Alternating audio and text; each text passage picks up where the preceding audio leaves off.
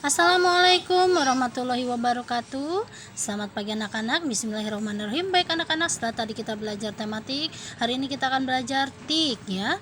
Kita buka bab 2.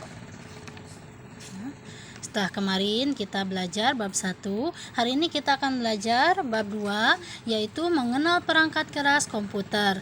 Tujuan pembelajaran kita adalah mendefinisikan perangkat keras komputer. Kemarin kita sudah belajar alat komunikasi ya, sekarang kita belajar mengenal perangkat keras komputer ya. Baik. Ini adalah gambar komputer ya. Nah, komputer memiliki beberapa bagian, yaitu ada monitor, speaker, mikrofon, keyboard, dan mouse. Semuanya itu termasuk perangkat keras. Jadi yang termasuk perangkat keras adalah monitor. Pada komputer adalah bagian monitor, speaker, mikrofon, keyboard, dan mouse ya. Perangkat keras adalah bagian komputer yang dapat dilihat dan dipegang oleh tangan. Jadi perangkat keras ini adalah bagian komputer yang bisa dilihat dan bisa dipegang oleh tangan. Seperti tadi, monitor bisa dilihat, speaker bisa didengar, kemudian mikrofon juga bisa kita lihat ya, mana mikrofon, mana speaker, kemudian keyboard bisa kita lihat, mouse bisa kita lihat juga ya. Nah, itulah bagian-bagian dari komputer yang termasuk perangkat keras, karena perangkat keras itu adalah bagian komputer yang dapat dilihat dan dipegang oleh tangan. Perangkat keras dibagi 4 macam. Nah, perhatikan anak-anak, perangkat keras ini dibagi 4 macam. Yang pertama ada perangkat masukan, yang kedua perangkat keluaran, yang ketiga perangkat proses, dan yang keempat perangkat penyimpan. Perangkat masukan untuk memasukkan data, perangkat proses untuk mengolah data, perangkat keluaran untuk menampilkan informasi, perangkat menyimpan untuk menyimpan data. Baik anak-anak, kita lanjut perangkat kerasnya bagian A, yaitu CPU. CPU kependekan dari Central Processing Unit. CPU adalah otak komputer. CPU yang memberi perintah pada komputer. Komputer harus mempunyai CPU. Komputer tidak dapat digunakan jika tidak memiliki CPU. CPU termasuk perangkat proses ya. Nah, CPU termasuk perangkat proses. Kemudian supaya aman, CPU ini diberi casing ya, supaya aman dari dari air, dari benda-benda yang ini ya kurang bagus. Jadi maka dari itu CPU dibungkus oleh casing ya. Nah, bentuk casing ada yang berdiri dan ada yang tidur nih. Ini berdiri, ini yang tidur ya. Diberi casing supaya aman ya. CPU berfungsi untuk memproses data. Ingat tadi CPU adalah termasuk perangkat proses ya. CPU berfungsi untuk memproses data. Hasil pemrosesan akan ditampilkan melalui layar monitor. Kita lihat bagian-bagian dari CPU. Di sini ada CD-ROM drive, ada lubang speaker, ada lubang USB, ada tombol power. Setiap CPU memiliki bagian-bagian yang sama, hanya tempatnya yang berbeda-beda. Pada umumnya CPU memiliki bagian-bagian, yaitu ada tombol power. Tombol power ya, fungsinya untuk menghidupkan CPU. Kemudian ada lubang USB, yaitu ini lubang USB, fungsinya untuk memasukkan flash disk ya. Nah, dibaca flash disk. Kemudian ada lubang speaker. Nah, lubang speaker sebelah sini, dekat tadi lubang USB ya. Nah, lubang speaker fungsinya untuk memasang speaker pada komputer supaya suaranya terdengar. Kemudian ada CD-ROM drive ya. Ada CD-ROM drive. Fungsinya untuk membuka CD. Nah, kaset disk ya. Nah, ini di sini. Nah, inilah bagian-bagian dari CPU, halaman 29. Kemudian setelah tadi CPU, kita beralih kepada bagian B, yaitu monitor pada halaman 30 ya. Monitor berfungsi menampilkan informasi. Informasi adalah hasil pemrosesan data.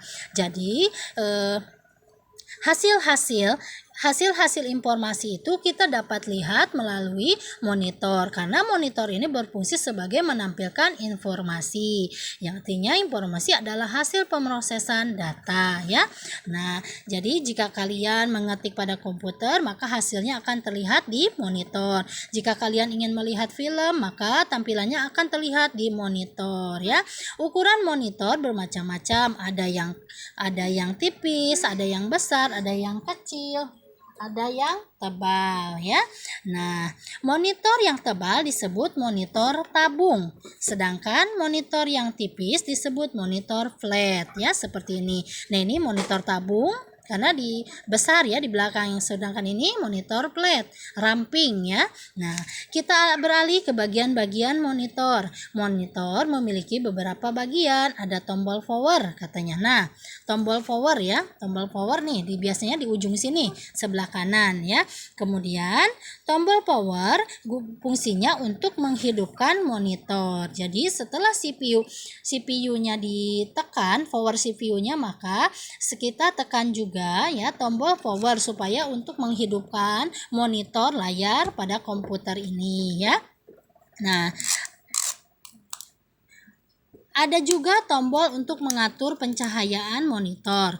Monitor juga memiliki tombol untuk mengatur tampilan gambar. Nah, jika kalian ingin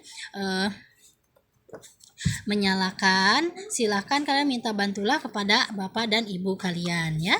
Nah, setelah tadi kita belajar CPU bagian-bagiannya dan bagian-bagian monitor, sekarang kita beralih ke keyboard ya pada halaman 31. Keyboard disebut juga papan kunci atau papan tik. Nah, ini ya gambarnya.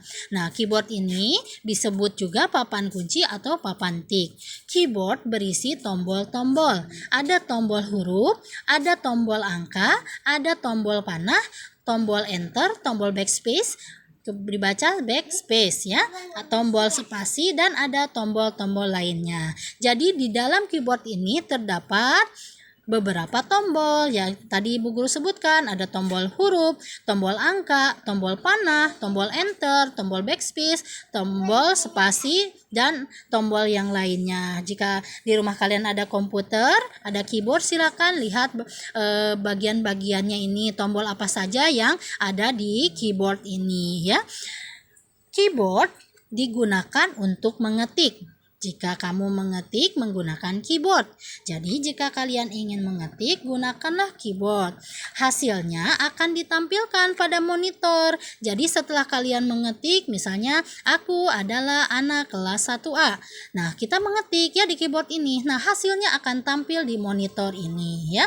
Nah, keyboard termasuk perangkat masukan ya. Ingat, keyboard termasuk perangkat masukan. Sedangkan tadi CPU termasuk perangkat proses, kemudian monitor termasuk pemrosesan data, dan keyboard termasuk perangkat masukan ya. Nah, kita lihat bagian-bagian dari keyboard ya. Di sini ada bagian-bagian keyboard. Pada nomor 1, ini nomor 1 adalah tombol-tombol huruf. Nah, nomor 1 ini di sini ada tombol-tombol huruf. Kemudian nomor 2 adalah tombol-tombol angka. Di atasnya nih nomor 2 adalah tombol-tombol angka. Nah, yang ketiga adalah tombol enter. Nah, yang ketiga sebelah sini ada tombol enter. Yang keempat tombol panah. Panah ini bisa ke atas, ke bawah, ke kanan, ke kiri ya, tombol panah. Kemudian yang kelima tombol backspace. Nah, nih nomor ke-6 backspace ya. Nih. Yang ke-6 tombol spasi. Yang kelima mohon maaf, tadi yang nomor 5 tombol backspace sebelah sini, Bu Guru udah lihat. Yang nomor 5 adalah tombol backspace ya. Nah, ini nomor 5 nih Pak, kecil ya di atas enter. Kemudian yang 6 adalah tombol spasi. Nah, ada di bawah tombol huruf-huruf ya. Jadi nomor 5 adalah backspace dan nomor 6 tombol spasi. Itulah bagian-bagian dari keyboard. Yang tombol huruf gunanya untuk mengetik huruf, tombol angka gunanya untuk mengetik angka-angka, tombol enter gunanya untuk memindahkan kursor ke baris baru, tombol panah untuk memindahkan kursor, sedangkan tombol backspace untuk menghapus tulisan di sebelah kiri kursor. Tombol spasi fungsinya untuk memberi spasi. Spasi adalah jarak antar huruf. ya. Nah, kamu akan belajar cara menggunakan masing-masing tombol pada nanti bab 3 ya. Baik anak-anak, itulah penjelasan mengenai perangkat keras yang di dalamnya tadi ada perangkat masukan, perangkat proses, perangkat keluaran, dan penyimpanan. CPU bagian-bagiannya, CPU termasuk perangkat proses, kemudian monitor termasuk pemrosesan data berupa bagian-bagiannya, dan keyboard termasuk perangkat masukan dan bagian-bagiannya. Ya, itulah penjelasan dari Bu Guru. Nanti kalian dalam waktu luang bisa kalian baca-baca kembali di halaman 27 sampai halaman 32. Baik anak-anak, nanti soal latihannya silakan kalian tulis di buku tulis masing-masing ya. Di buku tulis biasa saja, nanti Bu Guru kirimkan latihannya di grup paguyuban. Baik anak-anak, kurang lebihnya Bu Guru mohon maaf. Terima kasih, selalu jaga kesehatan, salam sehat, semangat belajar. Wassalamualaikum warahmatullahi wabarakatuh.